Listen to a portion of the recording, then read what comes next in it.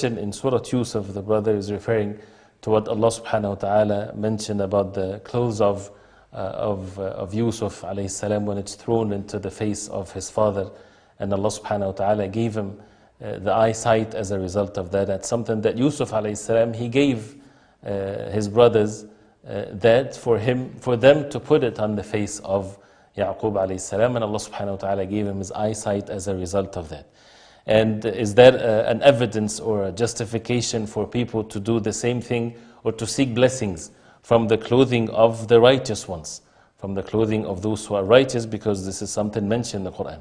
One of the principles that we need to understand with regards to the tafsir and the explanation of the Quran, that things when it's mentioned in stories and things like that in its previous nations, we have to make sure that this is something that is understood the same way that the Sahaba radiallahu anhum and the early generations of Islam, they understood it.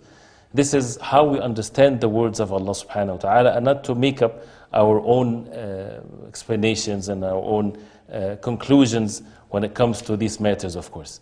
So when the Bashir, he came to Yaqub alayhi salam, and Allah subhanahu wa ta'ala gave him a sight, this is from Allah subhanahu wa ta'ala. And the people of knowledge, when they mentioned this, they didn't mention any of what the people are saying as the question was said.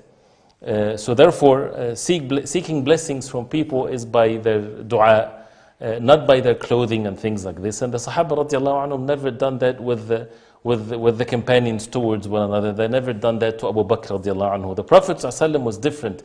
The people used to seek blessings from the Prophet ﷺ. After the Prophet ﷺ, the righteous ones are not to be sought blessings from them in such a particular way as the people said. The subject of, again, the seeking blessings from particular or physical objects, this is something to be avoided, and there's no evidence of that in the Quran and the Sunnah of the Prophet ﷺ, and the matter has to be very clear in this subject.